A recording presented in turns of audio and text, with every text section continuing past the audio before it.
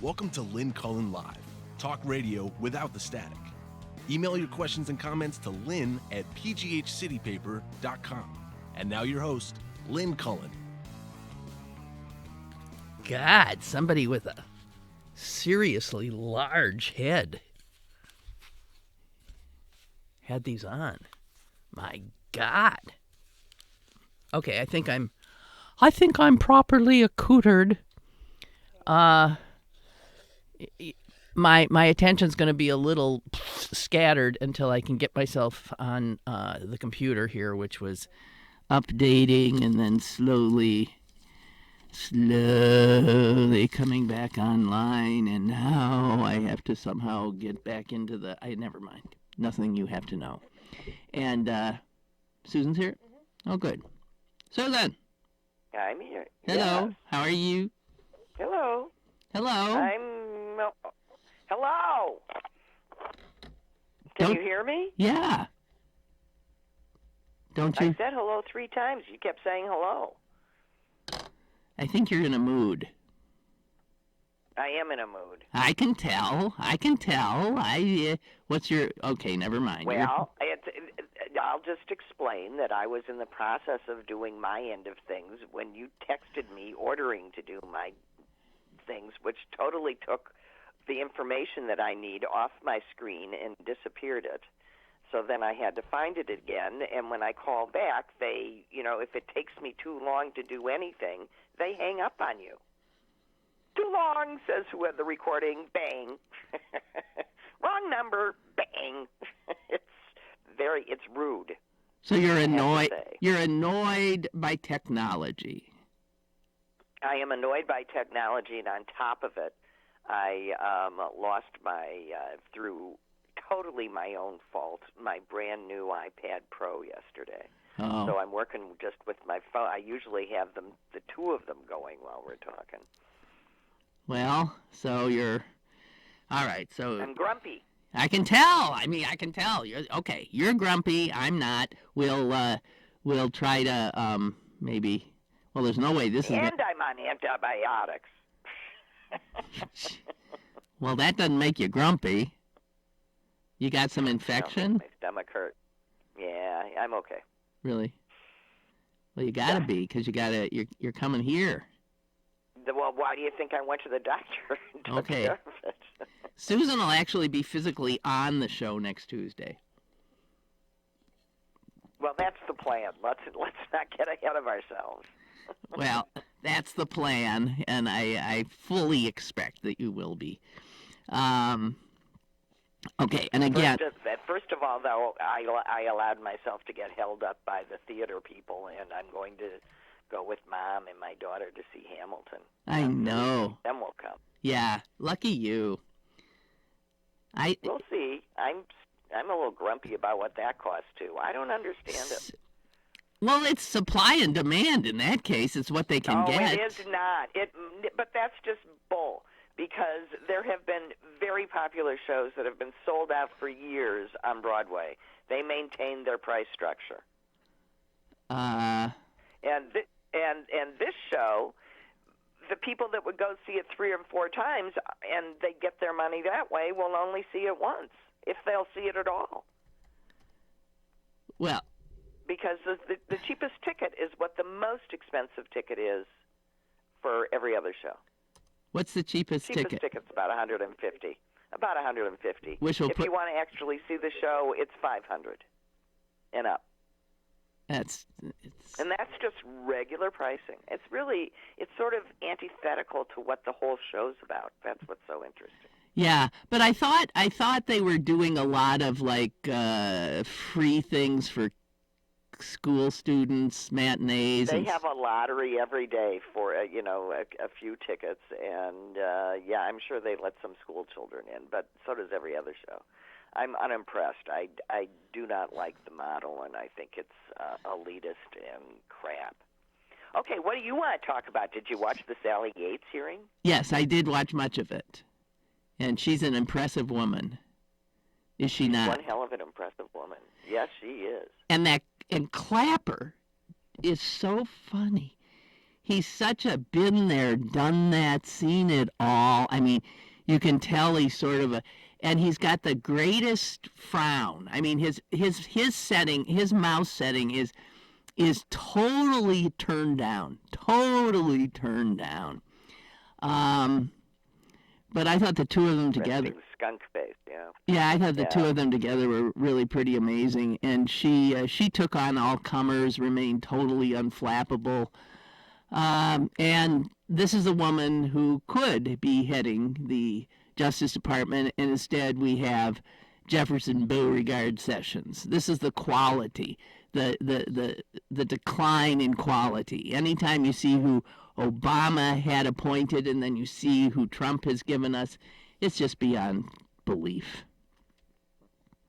So she told them, so they let a guy stay in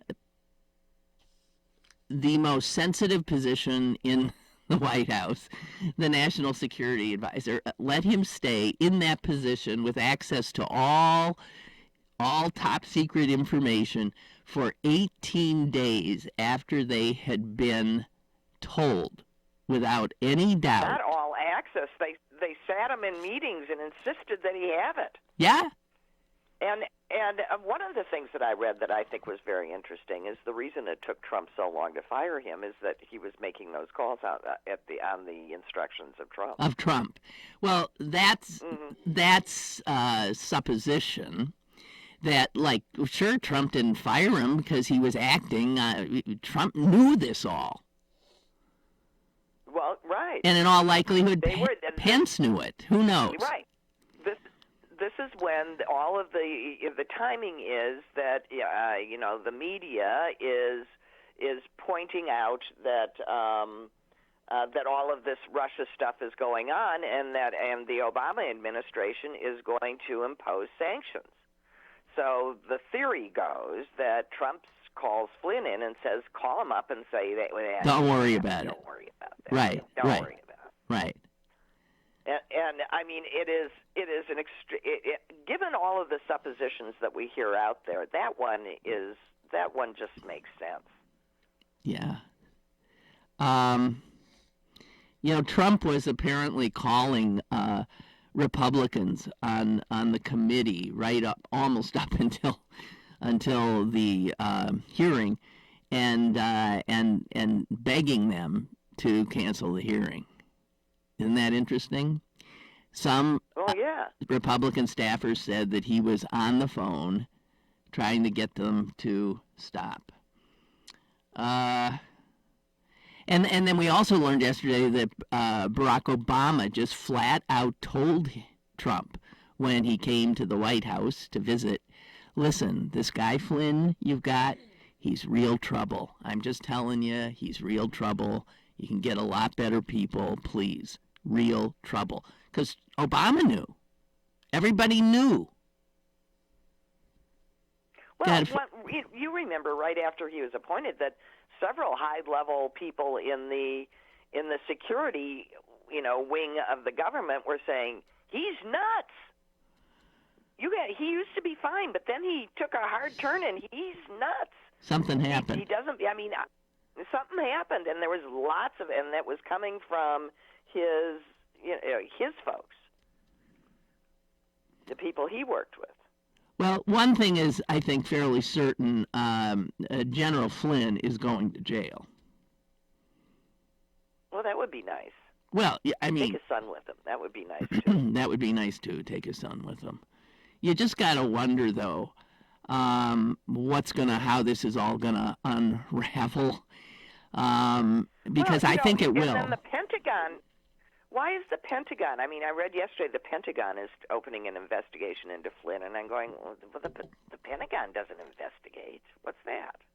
Well, they investigate their own, and he still holds the rank. Right. I think because he did things that are antithetical to their rules and regulations. So I guess they'd be investigating perhaps because they'll court-martial him or strip him of his, rank and pension and all that kind of stuff. Then the other guys can send him to jail.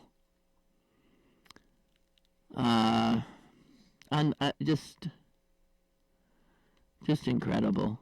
Joe Ellen says my new bumper sticker is "I want to be Sally Yates when I grow up." Yeah, she's really impressive. Yeah, she was very impressive. Now, what is there some And as you said, what? Some rumor that she might want to run for office now that she's been kicked out of the. I'd rather have her back where she was, yeah. an honorable human being trying to protect the Constitution. Yeah, rather in that cesspool of Congress. There was this funny little when Ted Cruz was asking her questions, trying to get her, and she got him instead. Trying to show what a smart lawyer he was. Yeah, and she just decimated him. He, like 2 or 3 senators to his left, all Republicans, fellow Republicans, were like exchanging looks, and rolling their eyes. And you could just see, it was palpable how much they cannot stomach Cruz. So, very funny. Barbara, I'm sorry, I'm a little slow getting on my email here because Barbara says, Senator, disappeared. So that's what happened to me when I was trying to call. Yeah, well, yes, but you see, Susan, I handled it with such more equanimity, or is it equanimity? Here it is. Senator Ted Cruz, who just happens to sit on the House Intelligence Committee, decided to use Yates's presence as an excuse to divert discussions to what incident? Oh, he tried to go, didn't he try to go to Hillary's emails or something?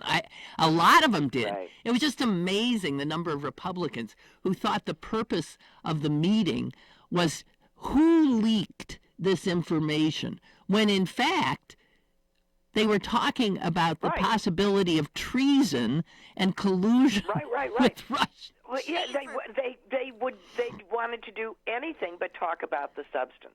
Anytime that you heard someone speaking to the substance, it was a Democrat. And the Republicans were all going, yes, but did you leak? No. Did you leak? No. Do you agree there was a leak? Yes. Yeah. And even, I think it was Clapper. Why does it matter? Why does it matter that Flynn lied? I mean, I like that one, too. Yeah. Why do you care that one person in the White House lied to another person in the White House? Lied to another person in the White House. And why do you care that there appeared to have been an intentional setting up of Pence? And I have to tell you, Senator Franken, I thought, again, did a masterful job in his questioning, because what he did in plain, I don't think he's a lawyer, right? In plain... No, he's just a smart guy. Yeah, just smart, trying to connect dots, laid out... He reads the laws.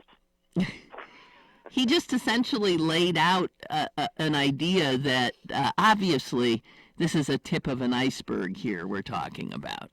And I thought it was brilliant. But yeah... well, and then they go, but you know, when they're talking about the security clearances, but who gave him? You know, there's Sean Spicer trying to say, well, he had a security clearance from Obama. Obama gave him that. You know, and first of all, Obama did not. I mean, that's not who gives. That's not who gives them. Second of all, when he gets this new position, he's revetted. He's supposed to be revetted, and Obama fired him. Obama fired him before Trump came in, and Trump, we now know, Obama fired him, and Obama told the incoming president, one Donald Trump, listen, I fired this guy, and there is stuff about him that he's potentially very dangerous, so blah, blah, blah, blah, blah. And then they're trying to blame Obama for the fact that they kept him on? I mean, oh, God. They're like 5-year-olds with their fingers in their ears going la, la, la, la, la, and they're just going to stick to their story and not hear any different. Mm-mm. But I can't believe that it's not going to, at what point doesn't it start to unravel? It just becomes too much for the Republicans to take on as a burden. And I mean, with Kushner's family off in China promising visas, it's like a joke. You can't even. I mean, Saturday Night Live could just, should just put the whole thing on. That's the skit. Well, His they pretty sister much up do. There with, that's pretty much what they have to do. I mean, it makes their job harder because when reality is more astonishing and it would be funny if it weren't so serious. You could just lift it right up. How Saturday Night Live competes with the absurdity that is the reality is.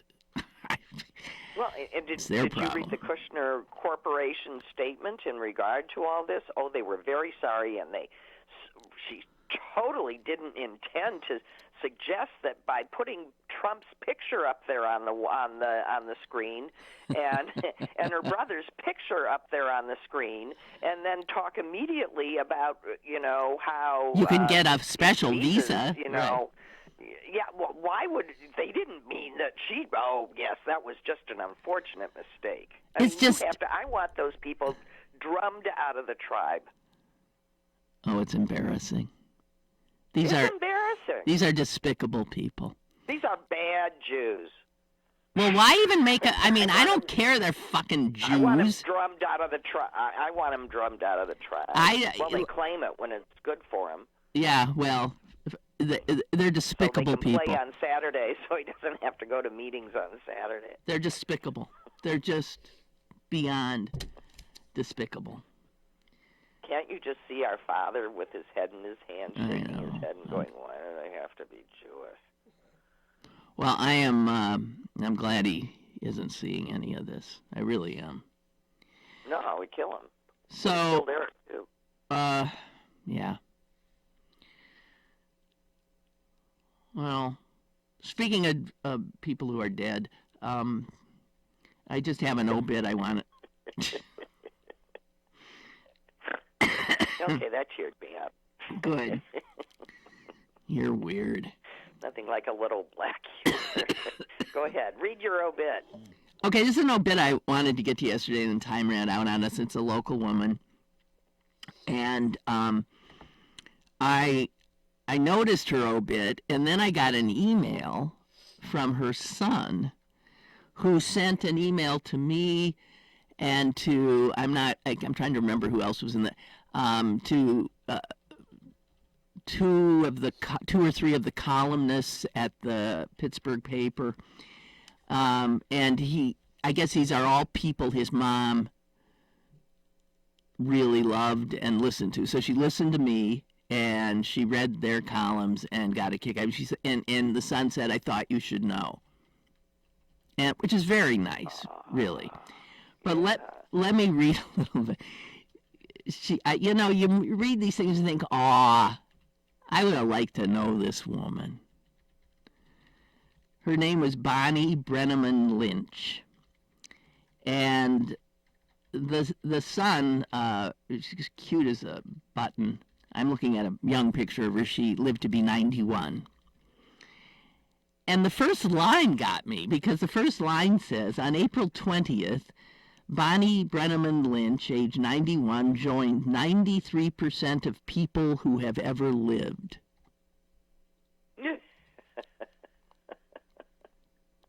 So cute.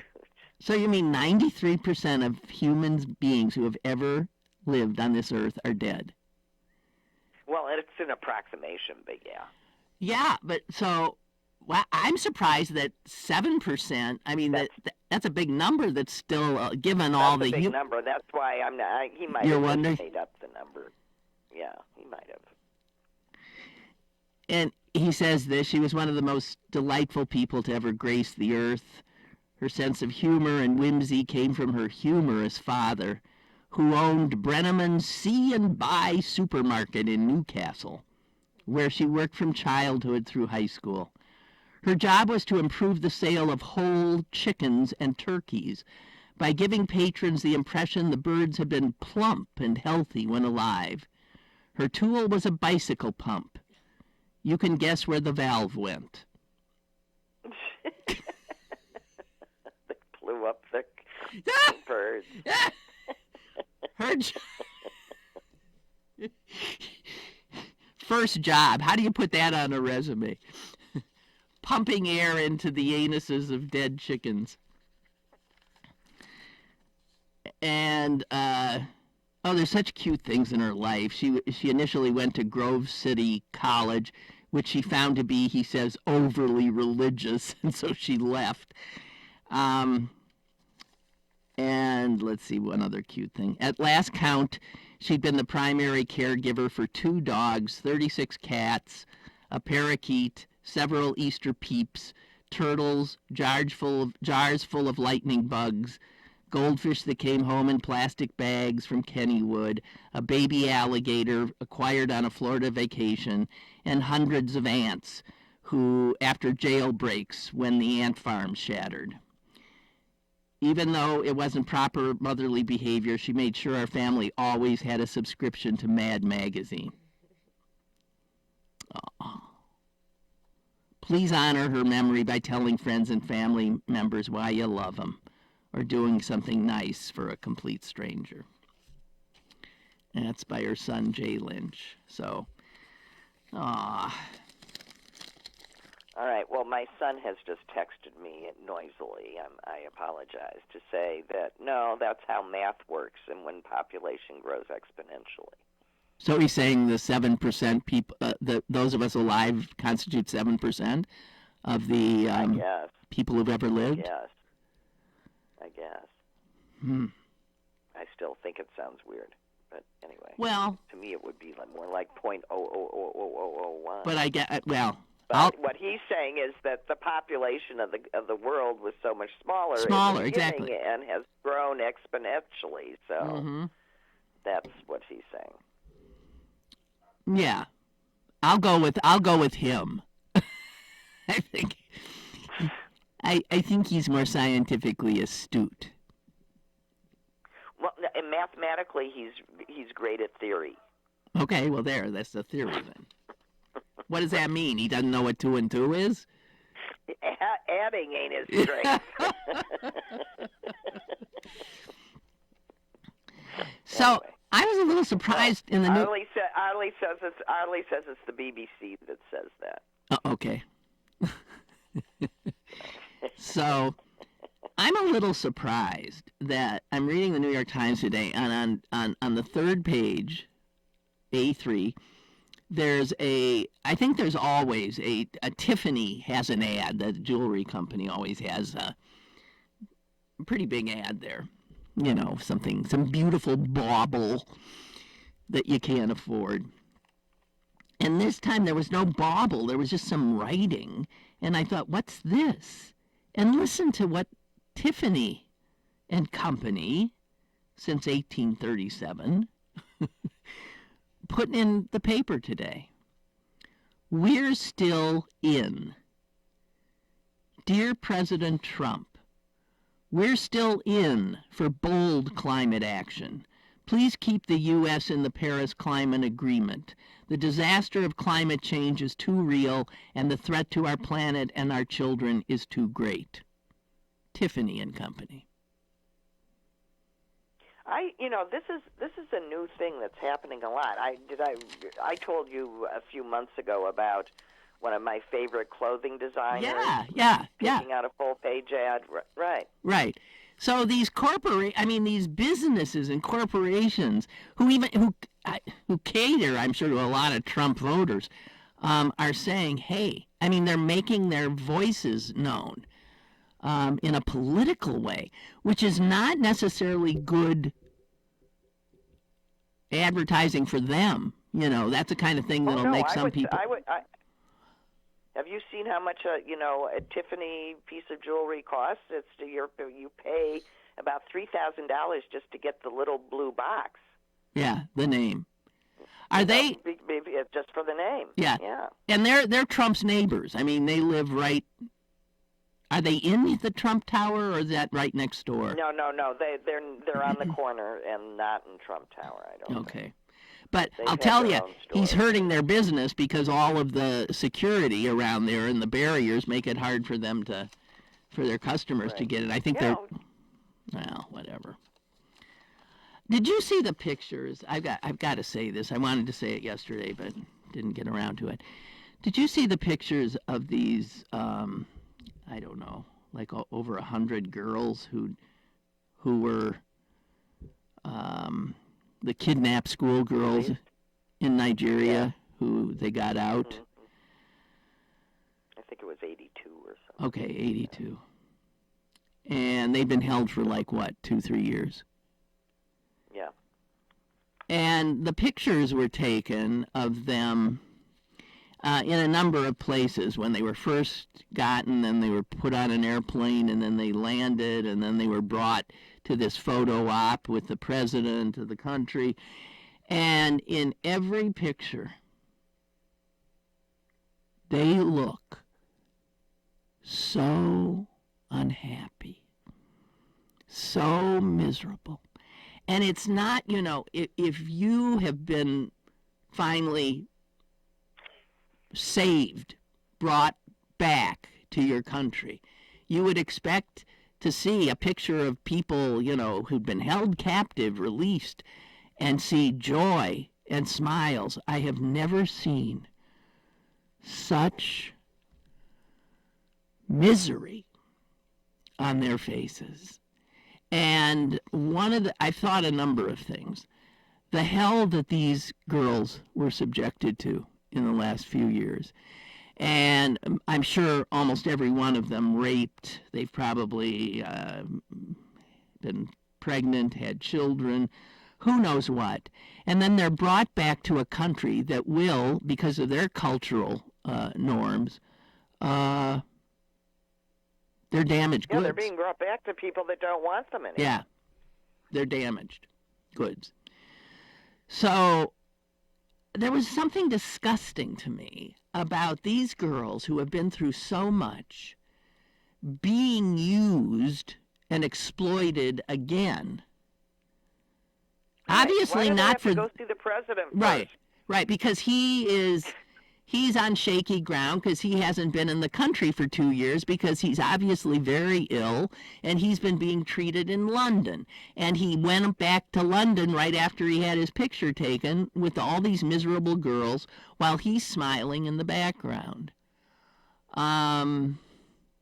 So it helped him, and he exploited them, and then moved on. I keep looking at their faces and just wanting to weep.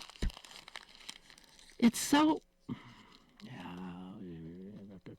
Sorry. Okay, Milton writes, to calculate how many people have ever lived. This is from Scientific American. I guess the guy who did it did this. He followed a minimalist approach, beginning with 2 people. You can call him Adam. We know that, Adam and Eve. Okay, Right. yeah, let's call him Adam and Eve.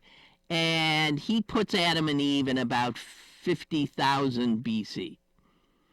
Then, using his historical growth rates and population benchmarks, he estimates that slightly over 106 billion people had ever been born. Of those, people alive today comprise 6%. It is almost surely true people alive today are some small fraction of all people, although you think it should be even smaller. Today there are more than 6.5 billion people on Earth. The population has been increasing by 1.2% each year. But in the late 60s, it was going up at 2.1%. So that's amazing. We've halved population growth. Well, there have there have been attempts to do it. You don't remember all that? Well, know, yeah. But thing. I mean, but I don't know. People, it's industrialized countries that people are not replacing themselves. Right. But poor countries, they sure as hell are, which doesn't seem like a good idea. Some industrialized countries, especially France and Japan, have very low birth rates. In developing nations, populations continue to grow. I mean, China tried to, slow things down. They've eased that, the one-child rule, which is essentially kill little girls rule. Right, and now there are 10 boys for every girl, and it's a societal issue because these girls are in high demand. Yeah. Well, no, I actually read an article where they were discussing, reverse polygamy, in that one woman would have several husbands. Oh God, I'm sure they talked to the women about that. I don't think this was the woman's idea. Okay. Well, speaking of talking to the women, did you happen to see the Senate, the committee, the special committee that is going to decide what happens with Trump care now? The Senate side? Yeah, I didn't see Susan Collins. I didn't see any girl, as a matter of fact. No, there weren't no girls. There weren't no people of color. There were just numbing. There weren't any moderates either. No. Any moderate Democrats. No. It's just a bunch of conservative white men who reached right out to the Freedom or Heritage or whatever. Yeah, the Freedom Caucus. Right. Yeah. That's what they're doing. And I should tell our listeners that are in Pennsylvania that one of the white men on the panel is our weasel of a senator, Toomey. So he's on there, which means that writing letters to Toomey now is a very good idea. Okay? You just tell him that anything you want. You go ahead and tell him. They've got one black member, right? And they didn't even see fit to put him on, Senator Ted Scott and Tim Scott. And listen, he's got reason to be on because he, before he became a senator, was one of the most successful insurance, all-state insurance brokers in South Carolina. So he knows that one part of the puzzle, and they don't put him on.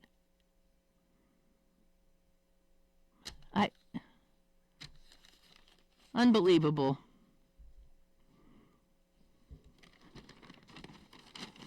God forbid they do this. God forbid they do this.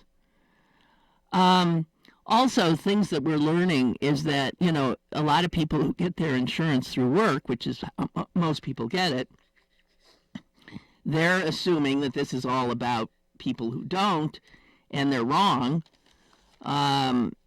Apparently, employers will no longer have to offer insurance, certain employers, and they won't have to offer the kinds of insurance that they did under Obamacare. They can offer crap with higher premiums, higher deductibles, and the bill as it currently is constituted makes it easier for employers to increase the amount that employees will have to pay or to simply stop offering coverage. Which few employers will do because obviously a lot of people wouldn't take a job that they don't get coverage. But, and it used to be that if you didn't offer coverage, you got fined. Fines are gone too. Well, but if everybody stops, people will take the job. This is why taking, unions away and everything, every man for himself, and by the way, you're screwed. Right. I really am hopeful that, because frankly, the whole model that we're stuck with is wrong. It shouldn't be I know, business's through responsibility. Of course. I mean, really. So, maybe the whole thing will blow up and we'll get our single payer, because that's the only thing that makes sense. Yeah, but meanwhile, even though that wonderful Republican congressman people said, are gonna die. Yeah, he said nobody ever dies. Nobody ever dies for lack of health insurance. That's we've got that from that brilliant character. The Congressional Budget Office estimates that about 7 million fewer Americans who now have insurance through work would have insurance through work if this bill were to become law. What do these Republicans do? Do they not think that something like this is going to, impact people in a way that they're actually people who don't even pay attention, who are going to say, wait a minute, why did that? How come I have to pay this much and I still don't? And then they'll be reminded, oh, wait a minute. You mean that guy I voted for did this? I mean, how do they think this isn't going to hurt them? I don't get it. I really don't get it. I mean, politically. Well, maybe we've convinced a whole class of people that they deserve to be treated this way, and it's their own fault that they don't have better, more money. And that they just got to get themselves some more money, and then they'll be fine. I mean, that's the theory. And it's your own fault if you don't have it. Or you weren't born well. Yeah, you didn't pick your parents right.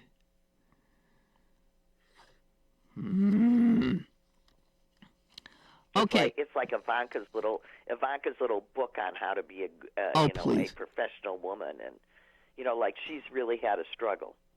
I was talking about this yesterday. It's that book. It's like Gwyneth Paltrow, same thing.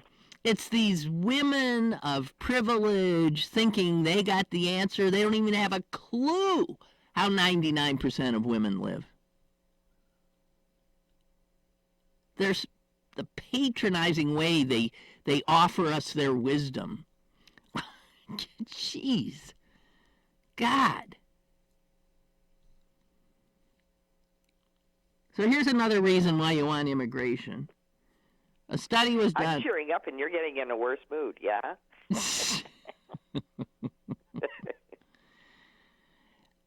In certain cultures they don't smile as much as other cultures. And a study was done, and the cultures where they smile the most? Cultures that the ones that enslave people, that have caste systems where you have to curry favor. You're such a bullshitter. No. Wrong. Guess I could say good guess, but that's not it. It turns out that countries with lots of immigration have people who smile more. So that places like Canada and the United States that have a great deal of cultural and ethnic diversity, where people have come from multitudinous nations to create this new nation, that those people smile more and are more emotionally... what they thought is the reason being is a lot of times it's harder to communicate with each other. Right. It's a way of saying, I mean you no harm. Yeah. You're okay. I'm okay. Hi. Friend. Blah, blah, blah. It wasn't all bullshit, Lynn. It's it's like a dog wagging its tail. It's a signal. Sometimes somebody smiles at you and then robs you, but, for the same reason. Hey, speaking of a dog wagging its tail, I noted this the other day because I read about this new book that's out by a woman who has spent her entire life continuing the work of a Russian scientist who started it in the 1920s, I think, which was attempting to see how dogs became dogs from wolves. And so what he started doing is breeding foxes, and seeing if he could turn foxes essentially into dogs by taking the gentlest of each litter and continuing that, and it was amazing how quickly, after just, I can't remember how many generations, one of the foxes, who are not known to like people, I mean, they snap, they don't want to have anything to do with them, these were wild animals, how after a certain number of generations, one of the little foxes wagged its tail. That was the first sign of an indication that they were becoming more dog-like. And they're still doing this experiment. They're up to, I forget how many generations. It's hundreds now. But it didn't take anywhere near that long for after the tail wagging. By the way, none of his siblings wagged their tails, but his litters wagged theirs, many of them.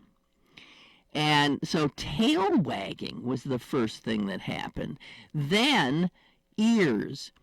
Foxes are born with their ears up, and all of a sudden some of them started flopping over.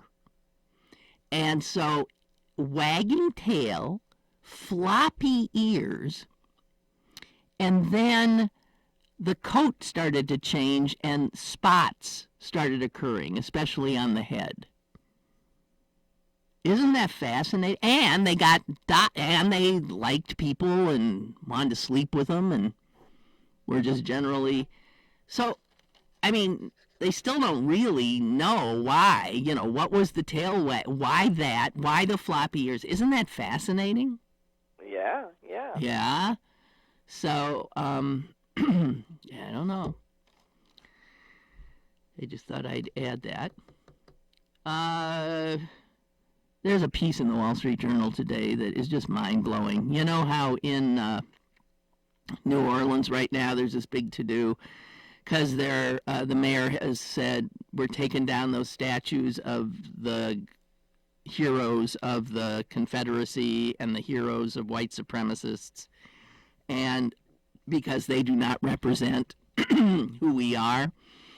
And the people taking down have had to have bulletproof vests on and masks over their face so they won't be identified. People have been threatened with death and all kinds of things. The South really hangs on to who they are, who they traditionally have been. And here's a story out of Dayton, Tennessee, just mind-blowing.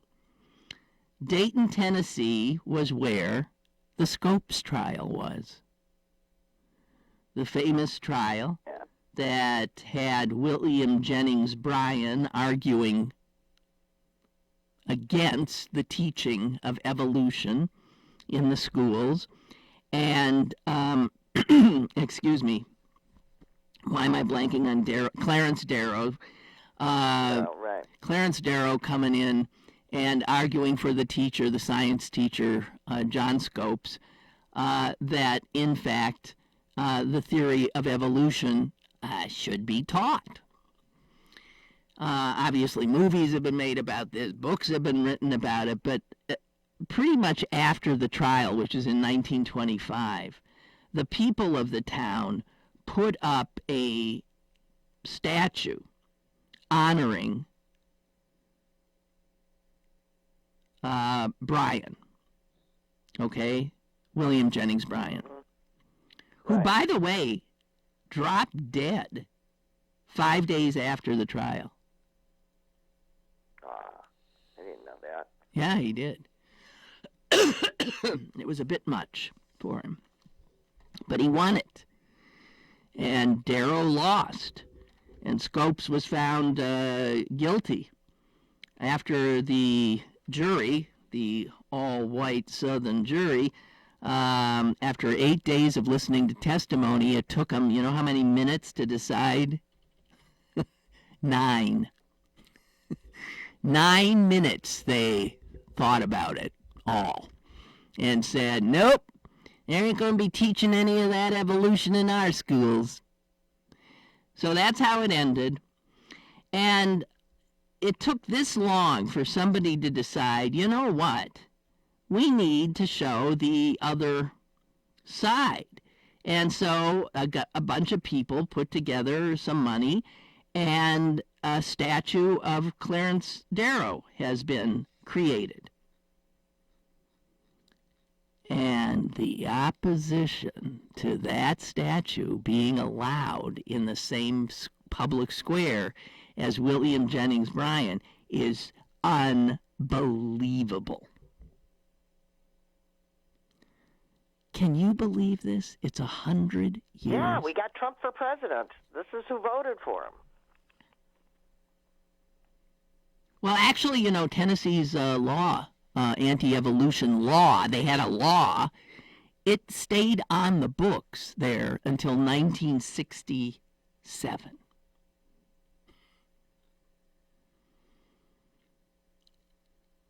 And they're going to try to do this, but the guy who did the sculpture said, I'm a little worried. I plan to come to the unveiling, but I hope I'm not tarred and feathered. One of the women who has been actively trying to keep this statue from going up says this. Clarence Darrow was a radical who opposed the Bible and Americanism. Oh, for heaven's sakes. This monument... Here we go. This monument spits in the face of our Christian heritage.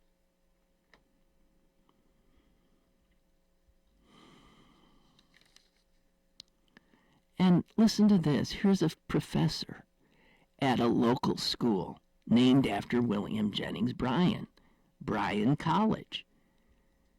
Travis Ricketts, professor of history, who disagrees with evolution. They've got history professors who... Okay, well, in fact, I hate to tell you this, but a National Gallup poll from 2014 found that 42% of adult Americans thought we are created in God's image. Only 31 accepted evolution.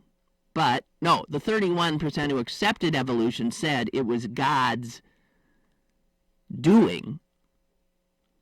And just 19%, this was just 3 years ago, and just 19% of Americans accepted evolution and thought God was not involved.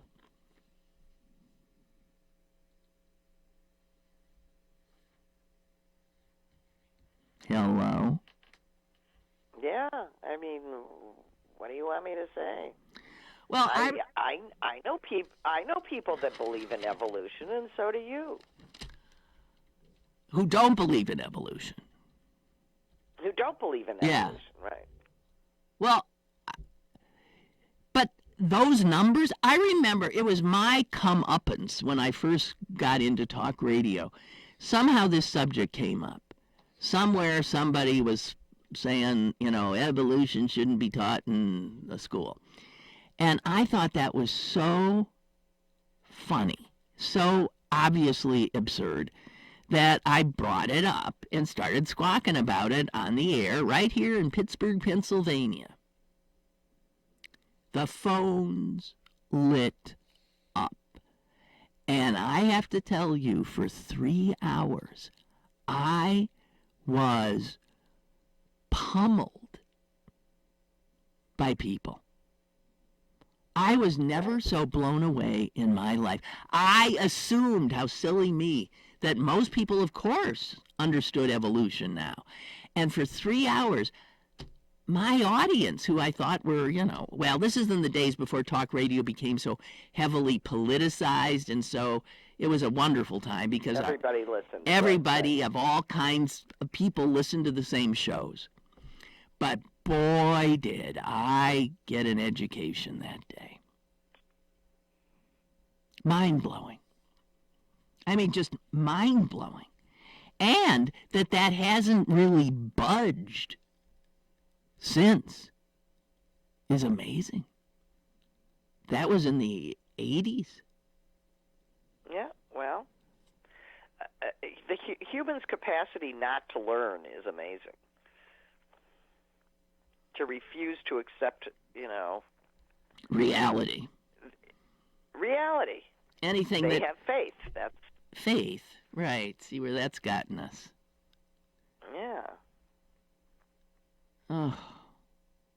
Milton writes, Lynn, nothing matters to a lot of those folks who voted for Trump and the congressional Republicans as much as removing all vestiges of that colored guy who used to be president. Loss of health care. Yeah, I think that's true. Yeah. Loss of health care coverage, tax breaks for the rich, defunding of public schools. No price is too high to pay. As long as certain folks are satisfied that what's being done is in direct opposition to that colored guy who used to be president's legacy. That's right. Yeah? Hi. There's a guy outside. Okay. At you? There's a guy. Thank you.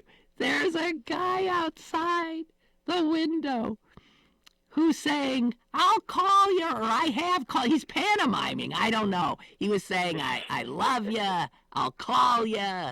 Thumbs up. Blah, blah, blah. And here's a quote from... First time that's happened? Yeah. And here's a quote from Lyndon Johnson. I'll tell you what's at the bottom of it. If you can convince the lowest white man he's better than the best colored man, he won't notice you're picking his pocket. Hell, give him somebody to look down on, and he'll empty his pockets for you. Lyndon right. Johnson. Lyndon Johnson. That's correct. Wow.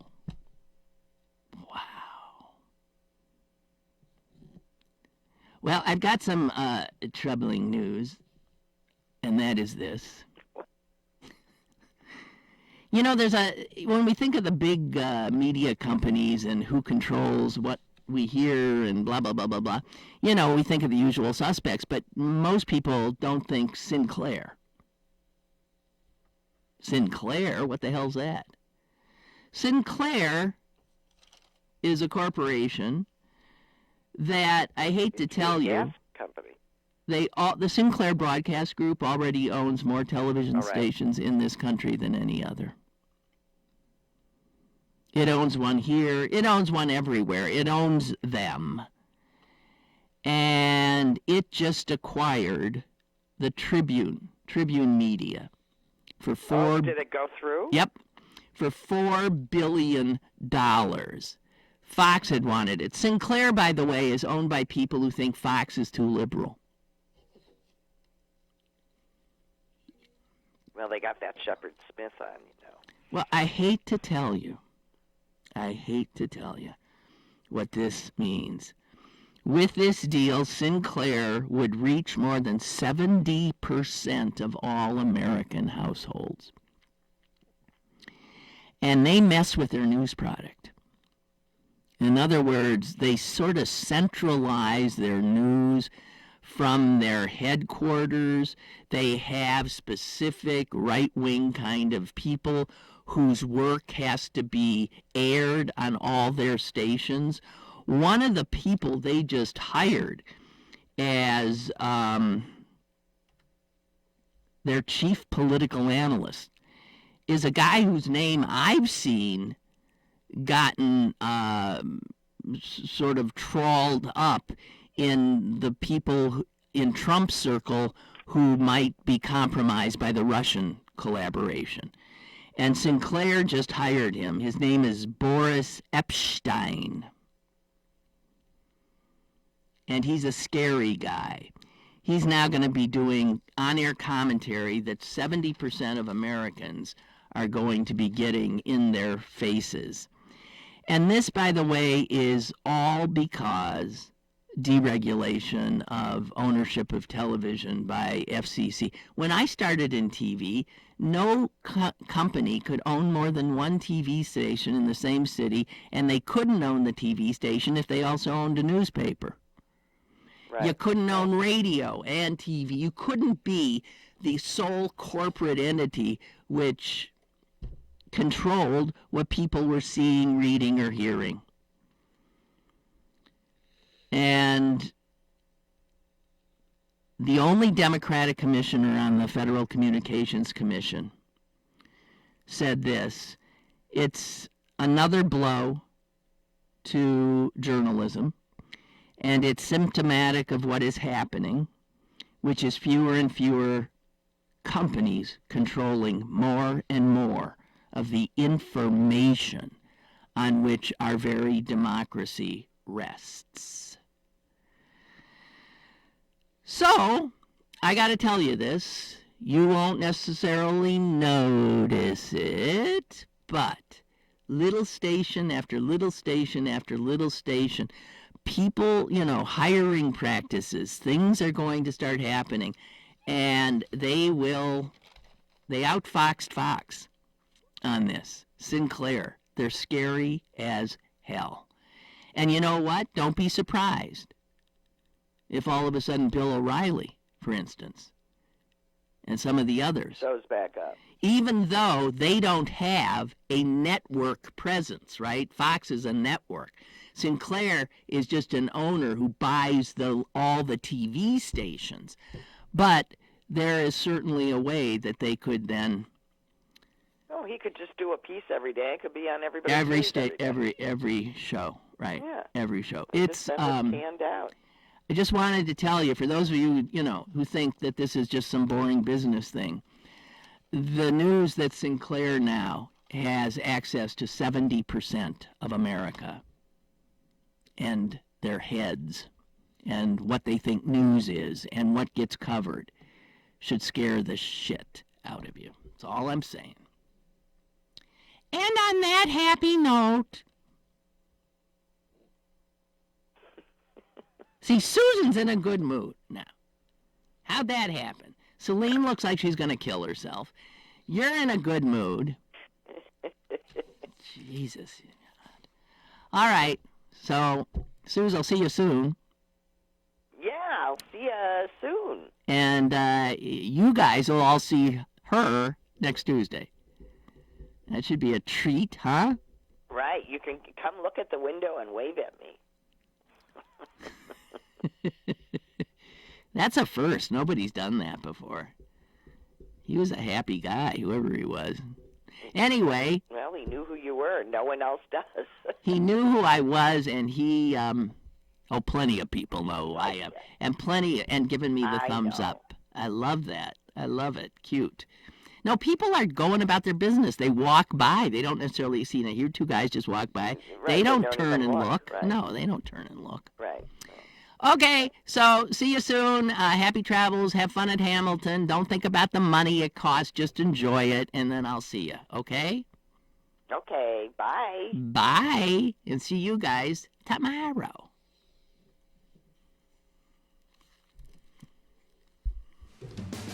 Lynn Cullen Live. Friday from 10 a.m. to 11 a.m. and archived at pghcitypaper.com. The opinions expressed on Lynn Cullen Live are those of the host and do not necessarily reflect the viewpoints of Pittsburgh City Paper or its advertisers.